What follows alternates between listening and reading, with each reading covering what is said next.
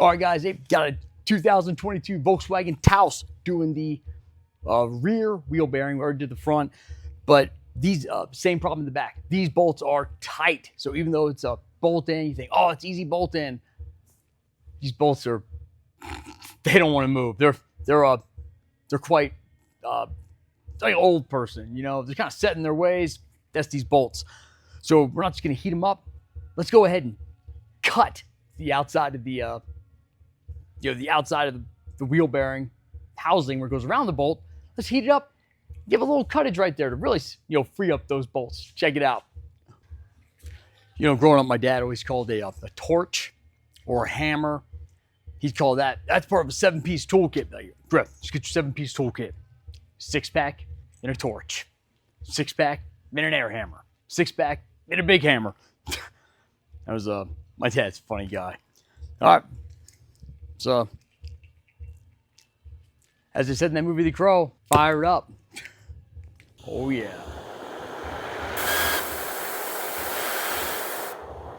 Billy Madison would say, ooh, that's nice. Let's do it.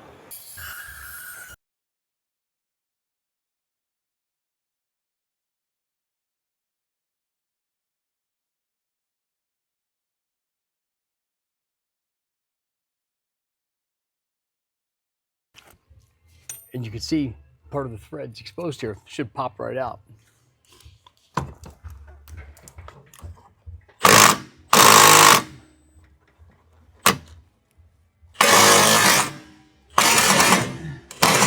All right. I like the NSK. Japanese stuff's awesome. I guess you could go with the fag bearing if you want. I like the Japanese stuff. So let's go ahead, put this in. And what's awesome about this is it comes with new bolts, which is important. And we definitely want to torque, not twerk, this bolt here. So you guys are pretty smart. I'm sure you don't need me to show you how to actually bolt this in, but I will give you the torque specs so that you can make sure it's done correctly. Just a little pro tip action. Definitely recommend putting some anti-seize on these axle splines so that the next person that does it, or if it's you, isn't, fighting with it all seized up. So you do what you want, your car. I would use the anti-seize. All right, go back together. The 3 bolts holding them in are tighten them up. Just go ahead and seat them with the big bad Milwaukee, and it's 70 Newton meters plus 90 degrees. All right, guys. So get your little bit, and whether or not, if you're using a wobbly with this snap-on, even if you're using a wobbly with this torque wrench, this thing is super accurate. All right, so 70 Newton meters. Get set.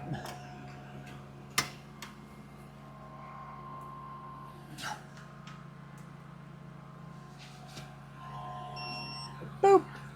And then from there, let me go over here. We're at 90 degrees.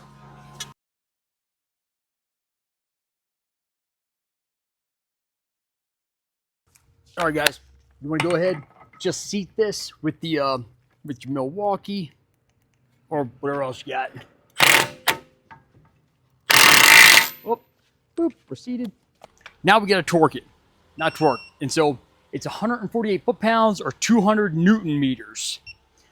So I'm a big fan of the snap-on one because after we torque it, we've got to do an angle torque on it. All right, so I'm gonna take my brake pedal depressor, hop in the car, put it down, and if you don't have a brake pedal depressor, just grab one of your kids, have them hop in there.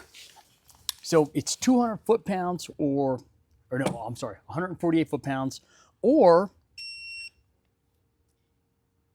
200 Newton meters. So let's go ahead. I got to set the foot-pounds.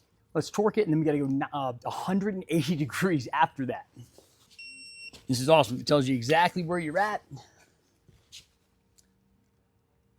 And now, go ahead And so when you got to zero it, you just want to set it down on something. And it went ahead and zeroed out. So we got to go 180 degrees. So just hold this down here. And we'll set it to 180.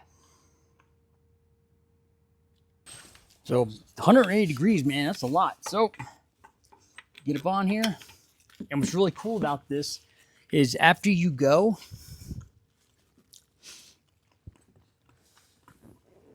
you can reset it.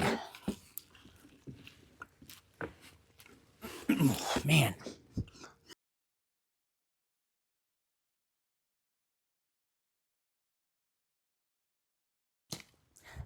There you go. I had to put all 160 pounds into that one. And look, after you torque that, you can go ahead and boop, put your cap back on, your hubcap back on.